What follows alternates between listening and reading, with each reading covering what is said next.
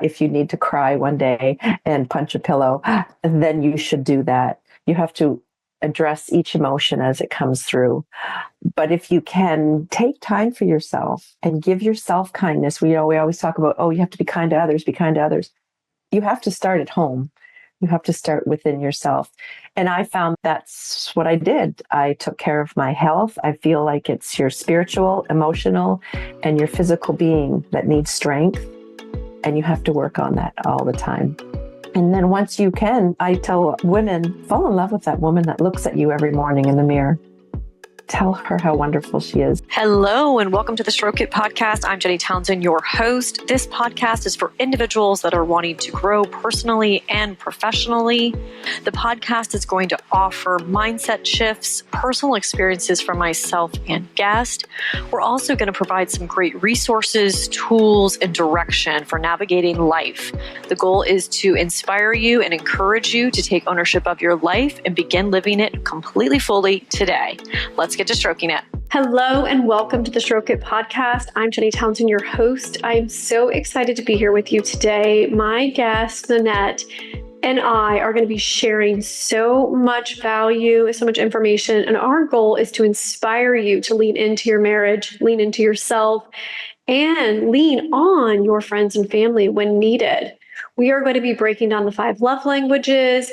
Nanette has been married previously for 25 years, most recently for 5 years. She's a mother of 3. She is a life coach. She focuses on helping people transition through a divorce and helping them not get divorced, and then life after divorce. So I am just so excited to share this beautiful soul with you, and we're going to have such a great conversation. So definitely turn it up. And then I also want you to think about maybe some individuals that may be having some challenges within their marriage, and maybe you want to send this podcast to them as well. But before we go, Nanette, thank you so much for joining me. I'm excited to share you with all of my listeners. Hi, Jenny. Thank you so much for having me. I appreciate this. Like you said, we had some great connection a couple months ago, so I'm excited to be here.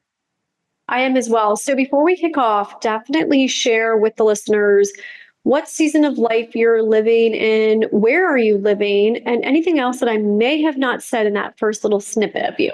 Yeah, no, I am in my season of life is I'm approaching 60. So I'm in that next phase of my life, the next chapter. Like you said, I've been remarried for 5 years, and I'm in just north of Detroit. I'm in Royal Oak, Michigan. And you know, one of the things as you're talking, saying that I'm married again, it's something I said I would never do again. And I want to share with the listeners that never say never. You once you heal after divorce and live your life and just pour yourself into your self-care but open your heart up to others, beautiful things happen. Amazing things can happen. And it's super, super important to heal yourself first. Mm-hmm. Absolutely. Then you can move on and really incorporate your life with other people as well. So I'm really excited to break that down as well. So before we get started with that, I love talking about the love languages, the 5 love languages by Gary Chapman. My husband bought me that book while we were separated on our verge of getting divorced. We did not. We just celebrated 10 years of marriage. It's going to be 11 in May, actually. So we were able to make it through a hard time within our marriage. And I think a lot of it had to do with understanding each other's needs and understanding how to love each other. And you know, I wish I would have read that book before I got married, but I didn't. So I wanted you to talk a little bit about the love languages you're experiencing, your love languages specifically.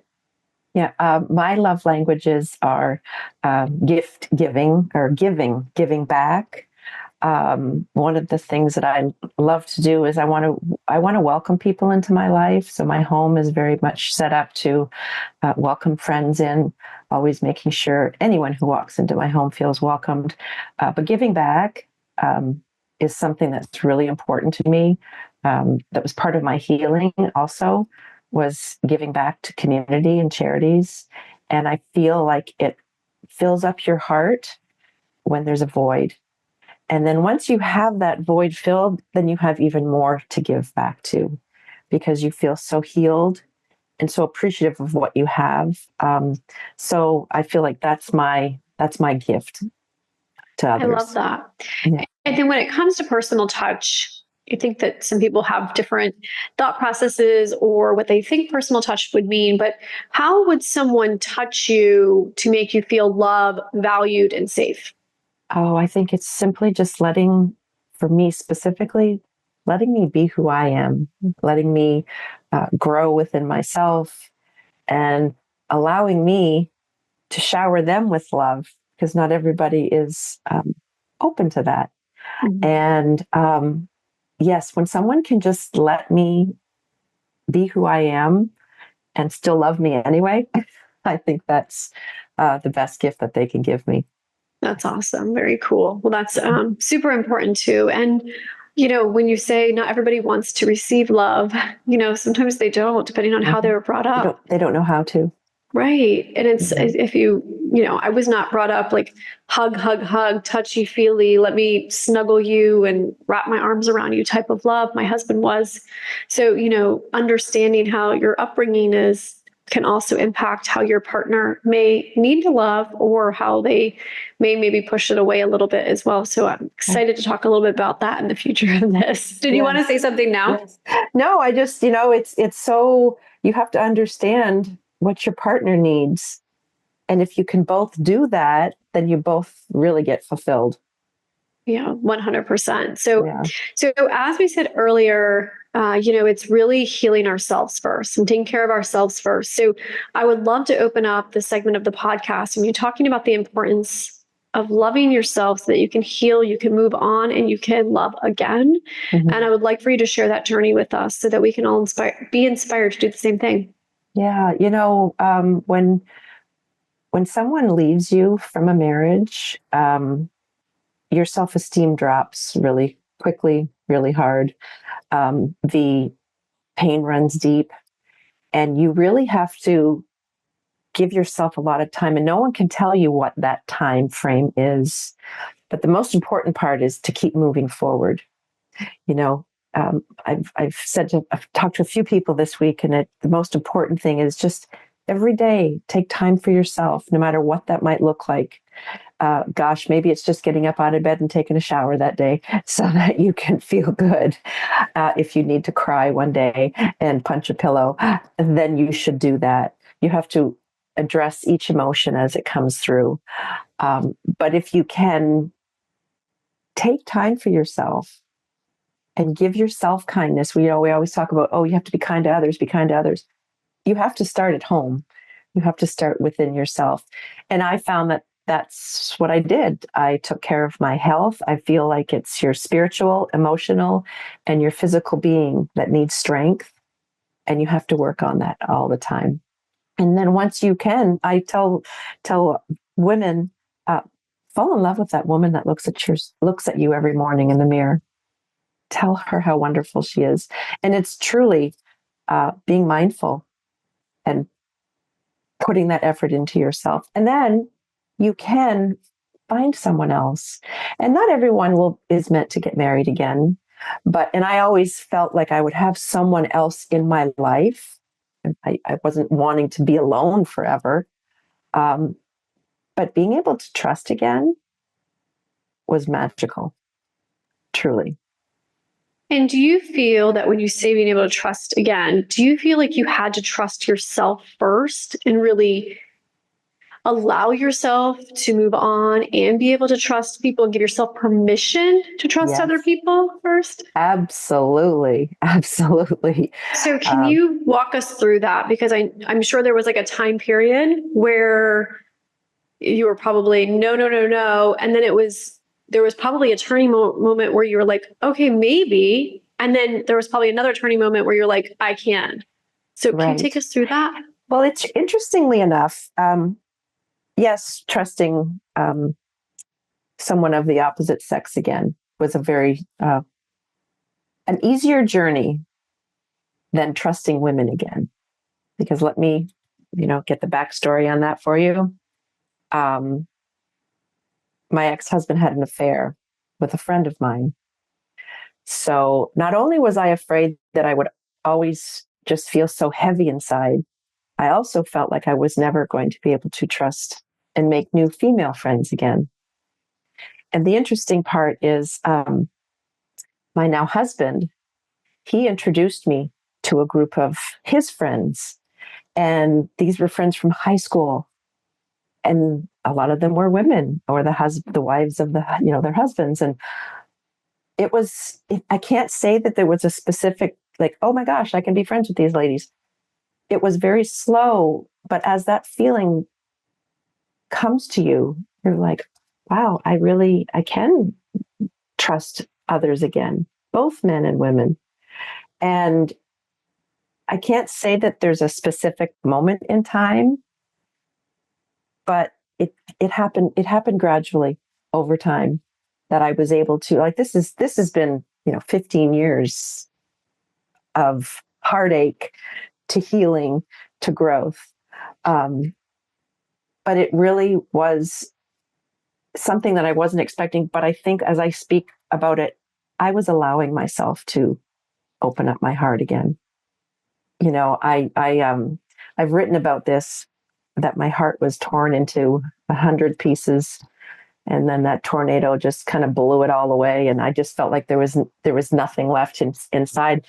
And then I compare it to, there was a small piece that was left, and I was able to nurture it and let it grow again. And that also comes from support from others, talking to a counselor, talking to friends, if I would have only known there were divorce coaches back then, I would have hired one, because it's such an emotional journey that you really do need to talk to people who have already been on the journey.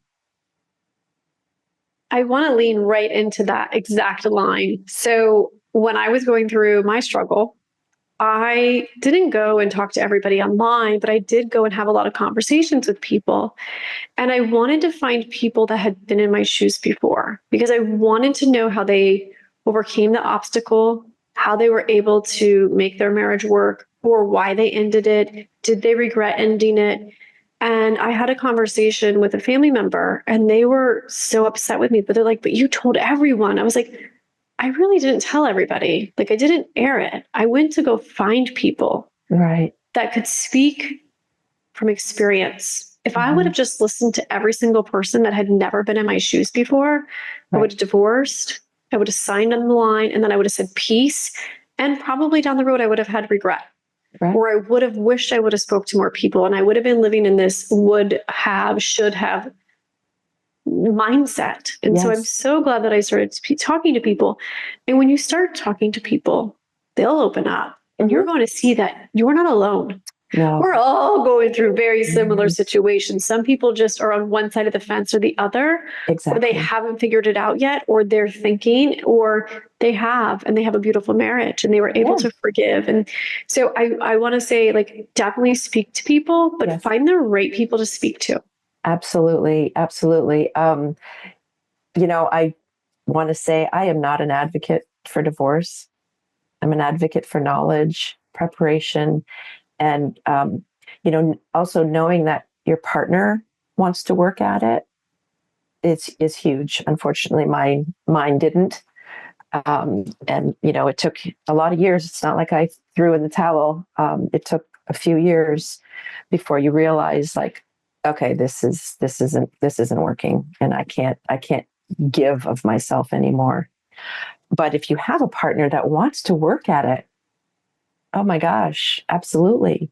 And, congratulations and kudos to you and your husband that you do try. Cause a lot of times sometimes it's easier to throw in the towel.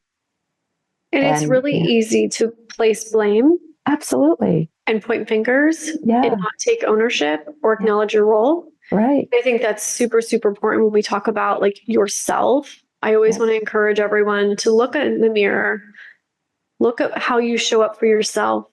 How are you talking to yourself? How are you loving yourself? Right. And if you're not doing a really great job at that, you can't expect other people to do that for you. Very you true. have to really honestly feel your soul and your body and everything. And yes, it's nice to have it from everybody else. But when they see you talking really negatively about yourself, they're not going to speak highly of you. So Very, I very really true. want everyone to like kind of lean into that as well and really think about how, as you said, love the woman that's looking at in the mirror at you, because it's so Yeah. important. Yeah. Because that can really help you with the healing process and the journey. Absolutely. Shower As yourself well. with kindness. Right. Yeah. And when you mentioned the divorce coaching, divorce coaching, I mean, when you think of divorce, most people just think, oh, I need a really good attorney. They don't think Yeah. of a coach. I don't. And will you share just a little snippet of what that means? Because I don't know if people actually are familiar with the work that you do or Absolutely. how you arrived at this. I think that'd be super important before we move on to the other topics. Sure. Well, I started as a life coach and a health coach, and I was, on this mission and this journey of continuing to help others. And then I was approached from another divorce coach, and the first thing I said was, "You do what?" Like, I had never heard of this term before. So, the last few years, I've done a lot of learning and growing and research and realizing that society, as you said, everyone just thinks you hire an attorney. No, this is an emotional journey, not just a legal battle.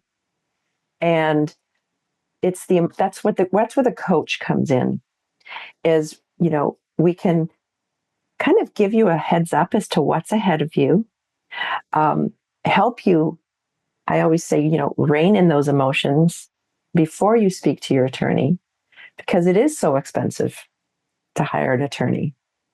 And I've had so many of these conversations in the last couple of weeks that I want to be there for someone on the emotional side of it. Absolutely, I can, help you make decisions or give you things to think about that you hadn't even thought about. Because unfortunately, there's actually called a divorce. People call it divorce brain or a fog, because you're not thinking clearly. Your life has just been turned upside down, and now you have to make some really critical decisions. So that's the coach is there to literally coach you through your emotions and give you that space to be emotional. I've had clients sit and they get emotional and they say, "I'm sorry." I'm like, "Don't be sorry. That's what we're here for." It's a safe space that you can ask questions and vent your frustrations. Um, and there's no judgment. There's just guidance. Yeah, which I absolutely love too. And I want to just go back to when I was in that space too. You don't want to just constantly call your friends and your family and they're Oh, sick of listening to it as well. And of course yes. they're going to tell you this and then you're going to go do this and you're going to change your mind. So like removing that judgment and then going to a trusted individual that has been there Yeah. is so powerful. And I feel like people in your line of work as well are probably slowing us down.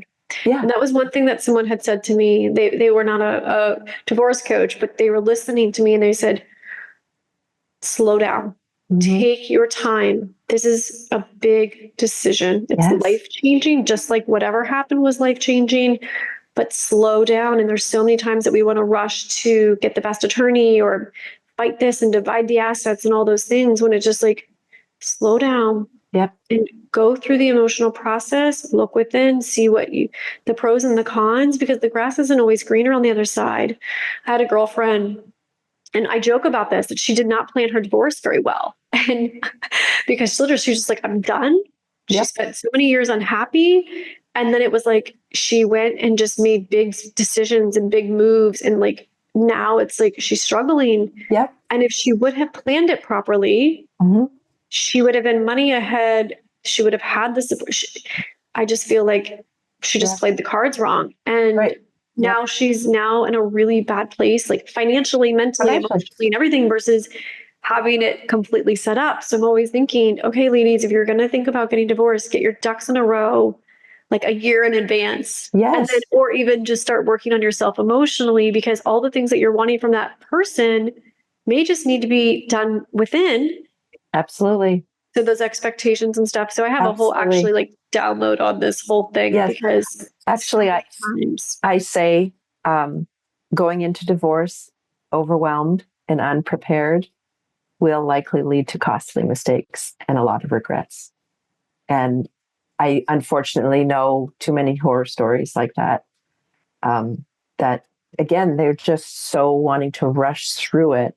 One of my clients was, she reached out to me when she was literally almost to the end of her divorce, and, coached her a couple of times. And when she was ready to go to the attorney and it was signing day, I said, "Are you sure? Are you sure that you're okay with this?" Because I didn't think I didn't think she should sign, but it's not my decision. I just said, "Are you sure? Don't do this if you are not 100% sure." And she was just so fed up and so done and just wanted it to be over with. And once it was over, I know she was not happy. And it was because she didn't slow down. Yeah. Yeah, she didn't slow down. And it breaks my heart because it's like, please just don't do this. And she's just, it's fine. And it's all, but it's not. It kind of reminds me, since we're talking about divorce, it kind of reminds me of like when you're planning your wedding and everyone's like, don't blow a bunch of money and like Right. save your money and don't have a big wedding, just make it intimate. And you're like, but I need to invite like that 150 people. I mean, I can't leave my friends out. I can't like, and then it's like, you want to like upgrade everything. And it's like a 3-hour party that no one remembers. And you're like, I just dropped $25,000. I could have went for an amazing 1-year anniversary trip that probably would have helped the marriage 1 year into it. Absolutely. That we never listened to. No, we don't. We don't listen to that stuff.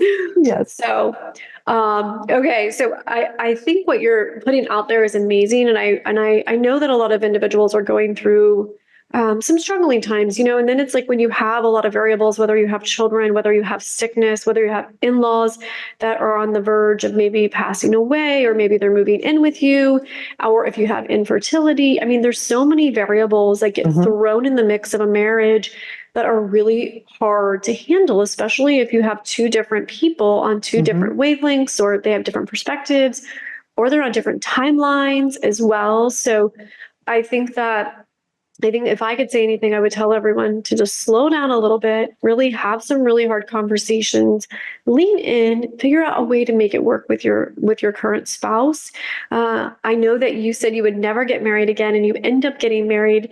So I kind of want to lean into that because I want you to shed some really beautiful light. I will say this before you go.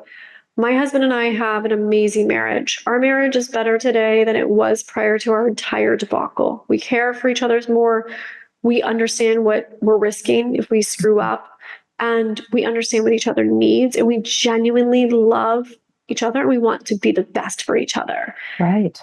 And I think you can get there depending on like where you're at. I just want to say, when people told me that that you would have the best marriage, I was like, there's no way in hell I'm going to forgive him. There's no way in hell I'm going to be able to move past this. I'm so grateful that I did. So once again, we just want to encourage you to lean in. And absolutely. Nanette, I want you to kind of share your journey of like how you said, never going to marry again, to being 5 years. And I want you just to share some hope and some guidance. Sure. We were together for 5 years before we, got engaged. And I think we both knew. I mean, we're both over 50. We'd both been married before. We both, we know what the commitment was involved. And I, always, a couple of years into it, I jokingly said to him, we need to just get engaged. I'm too old to have a boyfriend. So, and it didn't happen right away. We waited, and it was just the right time to be committed to each other, and I think that's what we both found, that we were ready to commit. And is it ever easy? Is everything perfect? And no. But, like you said, with you and your husband, thankfully you bonded closer together. And now in this second marriage for both of us, I often will say to my now husband, there were times in my first marriage that I stayed quiet and I didn't say things. And now it's just like, oh no, I'm speaking up, and we are not letting this lie, and we're going to fix this, and we have to work together. So I think we just learned that we have to work a little harder, because unfortunately, the first time around, my husband didn't think that you should have to put effort into a marriage. And that's just not true. So now, we allow each other the freedom to do what we need to do in our lives. And um, we're not jealous of each other. And we unfortunately, we don't spend a lot of time together. So when we are together, it means that much more. Right. And so, yeah, again, I think it's just if you allow yourself to let someone in, you should be cautious, absolutely. But eventually, all those walls will crumble. And if it's the right person, then you'll know and you'll move on. And that's the other thing is you really have to reflect. And I'm a big advocate of following your intuition. Something doesn't feel right, it probably isn't right. But if it does feel right, then hang on to it and nurture it. I 100% agree. So I want to ask you a couple questions. Sure. Because I think it's super important to kind of understand a little bit more of your expertise. And I feel like these may be some questions that other people have as well. So not that they have to be in great detail, because I'm going to send everybody to your website after this. And I know people can connect with you a little bit more. So let's just take different scenarios and kind of maybe give us some guidance. So let's just say married with 2 kids. One of the spouses feels underappreciated. They don't feel like they're valued. They're not feeling loved. They're feeling super, super alone.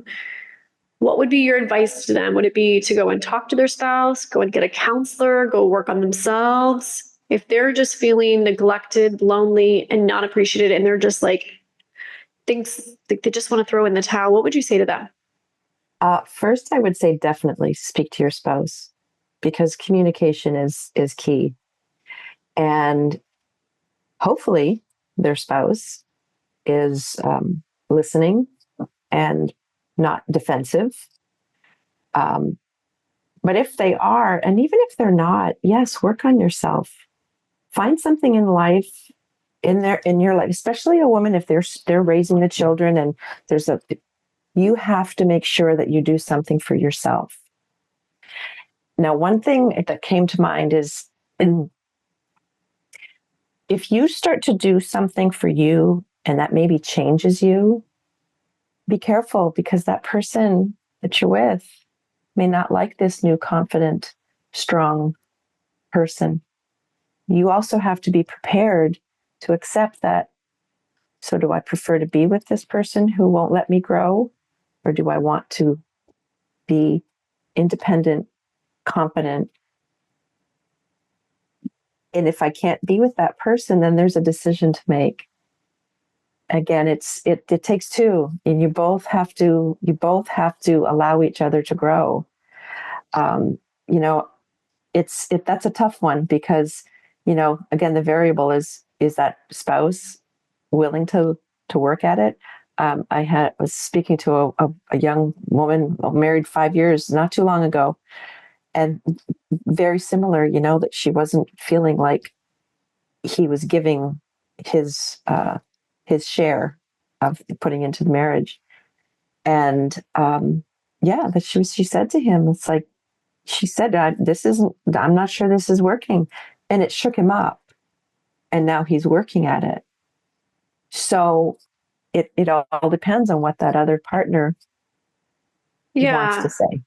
And I feel like when it comes to communicating or having that conversation, tone of voice, time of day, stress level of the other person matters. Wow. Are they in a headspace of listening to understand versus being defensive? So do you have a couple communication tips that someone could use when having that really challenging conversation with their spouse? Yeah, and it's interesting, because this same woman, I had said to her, she'd have these conversations, and he was just like, why do we have to talk about this now? So I said, okay, then talk to him and say, let's set up a time where we can discuss this. Let's set up a time. Maybe we'll have communication night twice a week, 3 times a week. So you can respect him for, like, oh my God, I just got home from work and I don't want to listen to this right now. Okay, then in an hour, can we talk about this? So he has time to think about it, or she has time to think about it. Absolutely, you have to respect each other's boundaries, but the other partner can't always shut them down, because eventually that's just going to be a wound that is too far from healing. Right. What's your take on writing notes or writing emails or texting your spouse to discuss your marital problems? Yeah, that's terrible.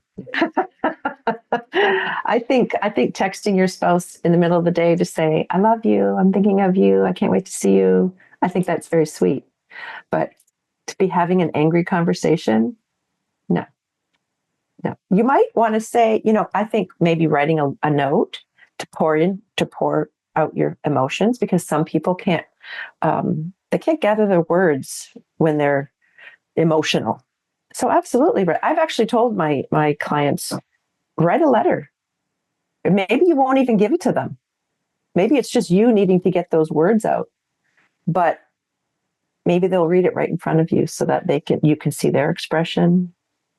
They can feel your emotion while you're sitting there. But yeah, don't, yeah, I wouldn't suggest it. It's like breaking up with someone via text. Just not cool. And then if you are in a relationship with somebody and you know that you're needing, not necessarily that you want to go spend more quality time with this person because maybe you don't like them or you're going through some struggles, but if you know that your relationship needs alone time and you need that quality time together, whether it is to have that conversation or to rekindle or just show some love or share your feelings, but just then again to have fun again together. Yeah. What would be your take, or what would be your advice to create that time and plan it? Well, if let's say you like to go dancing and your partner's not so crazy about it, but he likes to go to watch hockey games and you can't stand hockey. Well, you know what? You might have to give and take, whatever. Those are just two ridiculous examples, but you may have to take time, maybe once a week, once a month, whatever you decide. Okay, well, we're going to go watch a hockey game once a month, or we're going to go out once a month and, I don't know, maybe take dance lessons or painting classes or ceramics. You have to give each other a little bit of each. You have to let each other know what really means a lot to you. And you may find, okay, this isn't fun. I don't think you're really good at this. Let's find something else to do. But again, it goes back to, they both have to want to pull it together. They both have to want to make it work. Because I've been in a relationship where they're both not working at it, and it doesn't do you any good. Yeah. Or finding the same, like it can be so challenging just trying to figure out the same Netflix. Like my husband and I will it's just like, the other night, I was like, I'm just going to go to the other room. And that's not really what I want to do. But it's like, right. After a long day, it's like, I know he wants to watch these certain shows. I don't want to watch them. I'm tired. So, we've got like a couple shows that now it's like, if we're going to watch TV together, this is what we're going to watch together. Exactly. And then we have certain activities that we're going to go and do together. And some of those activities he doesn't love or I don't love, but at the end of the day, we want to make each other happy. Yes. So we do it and we do compromise. Yep. After I asked you that question of what to do, I thought about this and I was like, what if you were to take a jar and you were to take Post-it notes and I were to write 3 things on separate Post-it notes, crumble them up and throw them in the jar. And then my husband would do the same thing. And then for fun, we know we have 6 dates over the course of the next 3 months. Yep. We just pull on whatever that says. We have to do it together. And that was really simple. And it really easy way to make the decision. Yeah. They both have to buy into it. So anyways, but you both have to buy into it. And again, you both have to want the same result. And that is to be together and grow your love together. And absolutely, I need my time alone. He needs his time alone. But when we do come together, we want to make sure that we're really enjoying each other. 100%. And I actually had another woman on a podcast a couple months ago. And one of the things that she said, and it kind of piggybacks off what you just said, is when we are together, because her and her husband, they both do a lot of different things as well. And, they have limited time together because of the traveling and the work schedules and all that stuff. So she used to come home and be like, well, you didn't go get the dog food, or you didn't go to the grocery shopping, or you didn't get the right like she would just hammer him, and she would only be home for like a weekend. And he finally said, I have a weekend with you. Do you want to spend a weekend upset with me, or do you want to make this a really loving weekend? Mm-hmm. Do those details matter? You have coffee. Right. Enjoy the coffee. Right. And enjoy what time you have with me. That's the most important thing, is like the connection that we have. Not all of the things I'm not doing. Focus on the things I am doing. Let's just have fun together. And I think leaning into that can be so helpful to so many couples. Absolutely. Don't sweat the small stuff. Yeah. And what do they say? It's all small stuff. Yeah, pretty much. Yes. So, oh, well, I know that we had planned on talking about so much more, and I just feel like you have so much value to add and to offer. And, I think that everybody needs you at some stage in their life, whether it's their first marriage, their second marriage, or maybe even they're not even married yet. Maybe they're engaged and they're like, all right, I need to probably figure out the exit strategy before I enter it, just to be smart. And it's like business, when you enter a business contract, there's always the exit strategy, the buyout contract. And, you figure out all those things while you love and like and care for that person and want to do business with them. So same thing for divorce as well. So, but before we leave, I really want you to share with everyone, how can they connect with you? What is your website, and anything else that you would like to share before we wrap up today's podcast? Yes. The best way to find me is at my website, livelifenowwithpurpose.com. And you can book a call with me. There's resources. I have books that I sell that I've written. That's really livelifenowwithpurpose.com that's everything about me is right there. Oh, I love it. And for those that did tune in today, thank you so much for tuning in. Definitely consider giving us a 5-star review. Put a couple words in there, maybe something that you learned today. And I always want to encourage you to send this to 5 friends. Maybe you have 10 friends. I've got tons of friends that can benefit from this podcast today. And maybe you just send it to them and said, hey, I heard this, and I think that maybe you may know someone. Maybe don't put them on the spot, but maybe say someone they know could benefit from this, and you just listen to it and you want to share this message, because you may not want to call your friend out. They may not appreciate you calling them out that they're maybe not happy in their marriage. That's funny. Anyway, so thank you all for tuning in. And Nanette, thank you so much for joining me. I really, really appreciate it. And I really, really enjoyed our conversation today. Yes, me too. Thank you so much. Thanks, everyone. Thanks for listening to the Stroke It podcast today. If you want to stroke me, please consider giving me a 5-star review, sharing this podcast with 5 of your favorite friends or someone you may think could benefit from the podcast, and consider joining my collective. It's completely free for the first 30 days, and you can go to jennysfreegift.com.